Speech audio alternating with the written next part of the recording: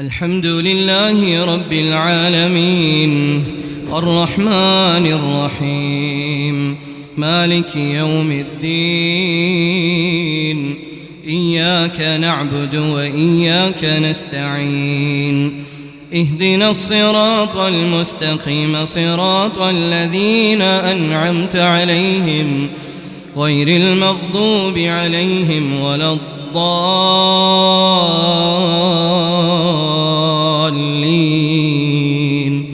آمين. بسم الله الرحمن الرحيم.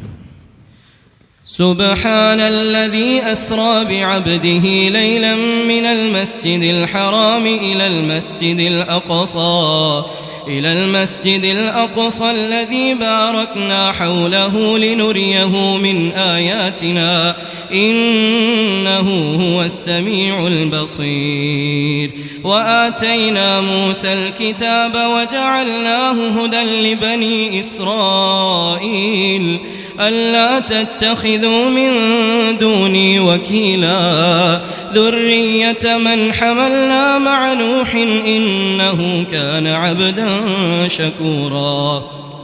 وقضينا إلى بني إسرائيل في الكتاب لتفسدن في الأرض مرتين ولتعلن علوا كبيرا. فإذا جاء وعد أولاهما بعثنا عليكم عبادا لنا أولي بأس شديد فجاسوا خلال الديار وكان وعدا مفعولا. ثم رددنا لكم الكرة عليهم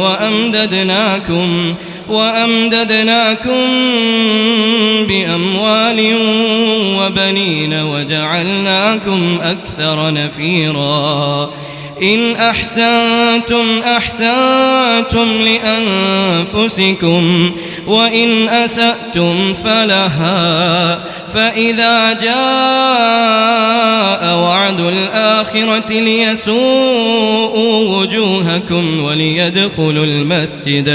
وليدخلوا المسجد كما دخلوه أول مرة وليتبروا ما علوا تتبيرا. عسى ربكم أن يرحمكم وإن عدتم عدنا وجعلنا جهنم للكافرين حصيرا.